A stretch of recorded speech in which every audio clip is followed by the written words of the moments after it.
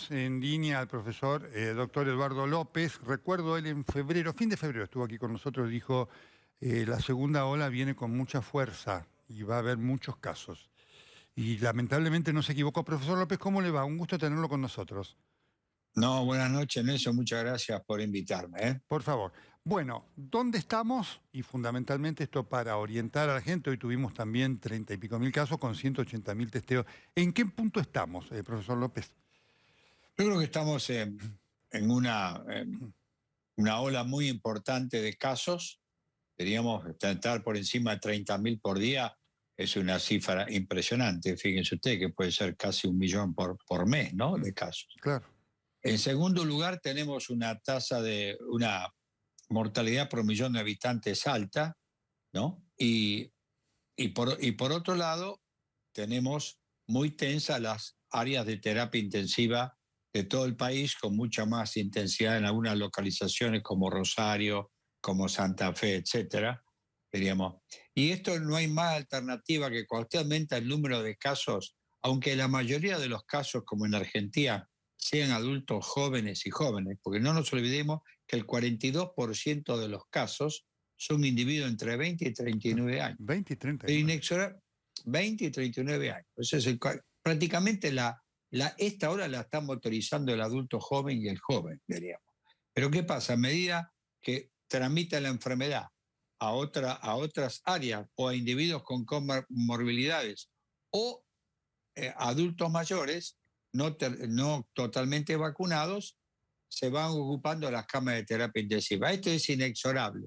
Cuando usted tiene en corto tiempo muchos casos, el sistema de salud global se tensa. Porque usted tiene que atender la misma cantidad de individuos en un mucho menor tiempo y las camas de terapia no se desocupan de un día para otro. Está la doctora Reina que le va a explicar esto mucho mejor que yo. Pero técnicamente tenemos un aumento alto de número de casos, alta ocupación de las camas de terapia intensiva y tenemos un índice, una mortalidad por millón de habitantes también es alta, ¿no? Fíjense ustedes que el 14% de los casos son solamente mayores de 60 años, Claro. pero en ese grupo está el 82% de la mortalidad. De la mortalidad. ¿Qué significa esto? Que nosotros tenemos que trabajar con una cuarentena muy firme para que entiendan los adultos jóvenes y los jóvenes, pero al mismo tiempo tenemos que completar la vacunación del adulto mayor. Y en esto quiero dar una buena noticia. Cuando usted mira la curva de muerte, usted sabe que está disminuyendo la mortalidad en los mayores de 80 años, Ajá. que son los que han recibido 2 dosis de vacuna, Claro. la mayoría de ellos. Claro. Y en forma significativa. Está disminuyendo también algo más lentamente los menores de 70, pero de 60 a 69 siguen estando altos, con una tendencia a seguir subiendo. ¿Qué significa esto? Que todavía nos faltan algunos adultos mayores de 60 a completar la vacunación. Y yo creo que es una buena noticia y a su vez algo que nos falta hacer, que es terminar de completar la vacunación a los adultos mayores. Profesor López, esta explicación tan clara que usted hace, varias cosas. Esta segunda ola que estamos viviendo aquí en la República Argentina, digamos, ¿es un espejo de la que vivió Europa o la presencia de la cepa de Manaos le da algún carácter particular de mayor agresividad? Yo creo que a nosotros la cepa Manaos y la cepa británica, que son 2 cepas de alta transmisibilidad, que aumentan la transmisibilidad entre 30 y 60%, creo que nos ha impactado. Por ejemplo, el brote del hospital de niños, que yo también estuve enfermo por ello, fue la cepa Manaos. Prácticamente en 10 días aparecieron 15, 20 personas de salud infectados. Así que esto habla de la gran transmisibilidad. El segundo punto también tiene un rol la cepa andina, que aparentemente fue la que afectó al señor presidente, diríamos, que también aparentemente tiene alta transmisibilidad. Y el otro dato que no es menor es que la cepa Manaos comparte con la cepa sudafricana una variación genómica cuyo nombre técnico es E484K, que le permite evadir el sistema inmune. Para que la gente entienda, usted necesita más producción de anticuerpos para neutralizar esta cepa, como concepto. Entonces, yo creo que la cepa Manaos y la cepa británica, en los estudios de la del proyecto del CONICET y del proyecto País, dice que de la cepa estudiada, 30% pertenecen a ese Mire grupo. usted. En Capital Federal, en la provincia de Buenos Aires, especialmente en el conurbano, y también en Santa Fe. Con lo cual esta cepa, como bien dice usted, yo estoy seguro que nos está impactando, ¿no? Profesor López, y ya quiero compartir también un parecer de Santiago Covadros, pero ha sido muy importante y siempre destaco su honestidad intelectual de decir, miren, yo me contagié con las 2 dosis de Sputnik. ¿Significa esto algo en relación, y lo que pasó en el Niños, para el personal de salud que tiene las vacunas? Es decir, ¿representa una alerta especial para tener en cuenta en el contexto de esta circulación de la cepa tanto de Manaus como del Reino Unido? Yo creo que todos los que tuvieron la enfermedad en el hospital de niños, ninguno requirió hospitalización, ninguno requirió oxígeno, todos tuvimos una evolución leve. Estábamos todos vacunados con la cepa, con la vacuna Sputnik V. ¿Qué significa esto? Que la vacuna fue útil, actuó, diríamos, y evitó las formas graves. Está bien, está dicho que prácticamente no hay ninguna vacuna que tenga el 100% de eficacia, pero sí es cierto que muchas de las vacunas que tenemos, o que deberíamos tener, diríamos, evitan las formas graves. Entonces nosotros hicimos una evolución benigna y yo ya estoy trabajando en el hospital como siempre, ¿no? Con lo cual vacunarse es bueno. ¿Cuál es la obligación? La tenemos que tratar de vacunar lo más rápidamente posible. Para mi gusto, todos los adultos mayores de 60 y comenzar a vacunar a los grupos de riesgo debajo de 59 años y mayores de 18 años, ¿no?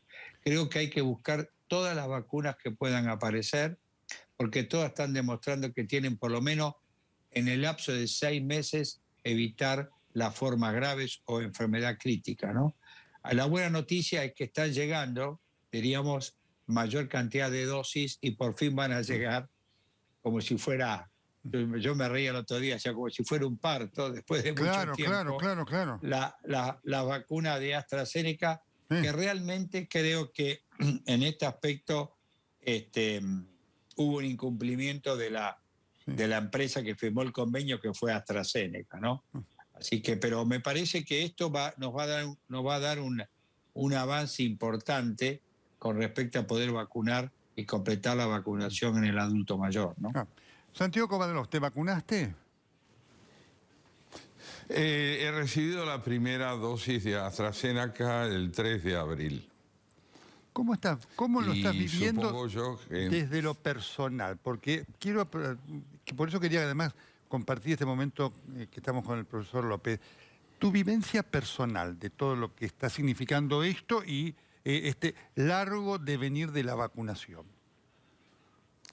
Bueno, es imposible disociar, ¿no es cierto?, lo estrictamente personal de lo social, puesto que se enhebran ambas cosas en la experiencia de cada uno de nosotros. Tu editorial, Nelson, y el testimonio del doctor López muestran hasta qué punto ambas cosas están profundamente enhebradas. El gobierno, como bien señalabas, ha tenido 3 fracasos. Si hubo responsabilidades políticas, es porque se supeditó la idea de la atención de la enfermedad y el sufrimiento a intereses que se privilegiaron en desmedro de la salud de la gente. Hay ahí una responsabilidad moral, profundamente moral, porque la vida ha importado menos que la rentabilidad de la política. Y cuando la vida de la ciudadanía importa menos que la rentabilidad de la política es enemiga de la vida. En segundo lugar, me parece muy importante recordar que la ausencia de autocrítica coloca fatalmente al que no la tiene en el lugar de una omnipotencia que lleva a la falsificación de los hechos y a la imposibilidad de ser solidario con quien sufre.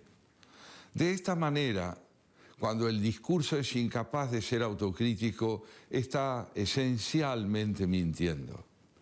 En tercer lugar, y me parece que esto es decisivo, La demora puede deberse sin duda alguna a intereses económicos ajenos a las personas y las empresas que están fuera de Argentina. Pero a Argentina no ha privilegiado, sino ahora, el reconocimiento de la gravedad de lo que sucede. Y si lo hace ahora, y solo ahora lo hace con el rigor con que lo hace, es porque ha subestimado precisamente la comprensión de los hechos cuando era indispensable alcanzarla. Por eso creo yo que estamos ante una crisis muy profunda de la significación de la política. Es necesario que todos se vacunen, que todos nos vacunemos, que quienes hemos recibido una dosis recibamos dos, que no tienen ninguna puedan tener las que deben, que es indispensable que la muerte deje de tener la palabra en la Argentina. Hace mucho tiempo que la muerte tiene la palabra en la Argentina. Y la muerte no significa solamente siembra de cadáveres. Significa subestimación del sufrimiento, que es el preámbulo de la muerte. Por lo tanto, la crisis moral que hoy vive la Argentina, ante todo nos coloca, tanto al oficialismo como a la oposición, ante la evidencia de que es imperioso devolverle al poder político su reconciliación con la ley, porque de lo contrario se envilece hasta la prostitución. Te escuchaba, por supuesto, con mucha atención en este llamado de atención a todas las dirigencias políticas, ¿no es cierto?, con los roles que le corresponden a cada uno. Ya vamos a seguir hablando de esto, y por eso quería esta primera apreciación tuya. Profesor López, dos preguntas finales. Primero, estos 10 días como tal, porque hay toda una expectativa y en algunos una fantasía de que en 10 días los casos bajan dramáticamente. ¿Alcanzan para esto? Digo, para dimensionar lo que signifique esto y lo que vaya a seguir. Voy a explicar. Yo creo que si durante estos 9 días tenemos un amesetamiento de los casos, que significa que no suben, y idealmente si tuviera un leve descenso, la cuarentena ya hubiera cumplido su efecto. Claro. Es muy difícil que en 9 días usted baje los casos en forma dramática.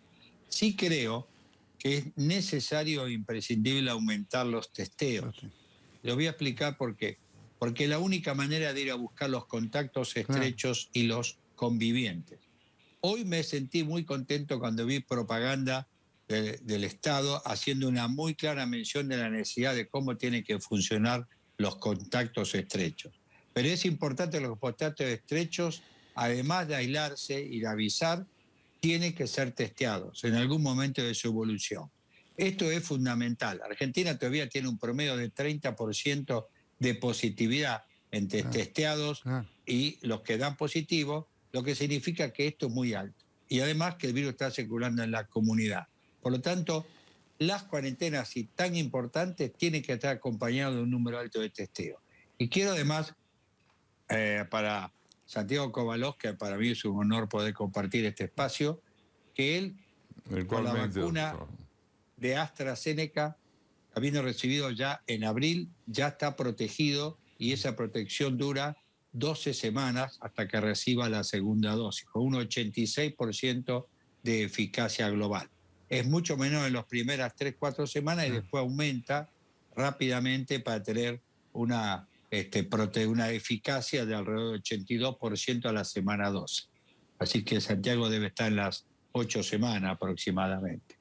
Es muy buena esta alusión suya porque hacia ahí iba la última pregunta. Porque en algunas personas está en el límite de las 12 semanas, inclusive tanto con la AstraZeneca como con la Sputnik. ¿Qué pasa si ese periodo se supera? ¿La primera dosis tiene validez inmunitaria, o lo que algunos tienen como temor, debería repetirse otra vez todo el ciclo vacunatorio, profesor López? No, en general, la de AstraZeneca en general dice 12 o más semanas. Lo que hizo el Reino Unido, que es el que manejó realmente este modelo, fue decir, bueno, a las 12 semanas yo los vacuno. ¿Está bien? Con la segunda dosis, porque es similar a la primera. Con la vacuna Sinopharm, y en su programa lo hemos dicho, había una interpretación errónea, creer que podía estarse 90 días entre la primera y segunda dosis, cuando no había ningún trabajo Claro. que avalara esto. Por eso fue bueno la rectificación del Ministerio de Salud y dar rápidamente la segunda dosis de Sinopharm como cuando llegaron las dos. Con la vacuna Sputnik V estamos en una situación que no es fácil, porque la vacuna Sputnik V, su gran ventaja es, al tener un componente distinto a la segunda dosis, los títulos de anticuerpos son mucho más altos. El problema está que hasta ahora están llegando pocas segundo componentes. Y esto sí es un tema que va a haber que analizarlo, a ver cómo esto se va solucionando, ¿no? Porque muchos adultos mayores recibieron 2 dosis de Sputnik V, pero hay un grupo grande de 70 años y entre 60 y 70 años que recibieron una sola dosis, ¿no? Por lo tanto, yo creo que hay que insistir en la necesidad que llegue el segundo componente, por lo menos en la misma cantidad que pusimos el primer componente, esto es la primera dosis de Sputnik V para completar la vacunación, ¿no?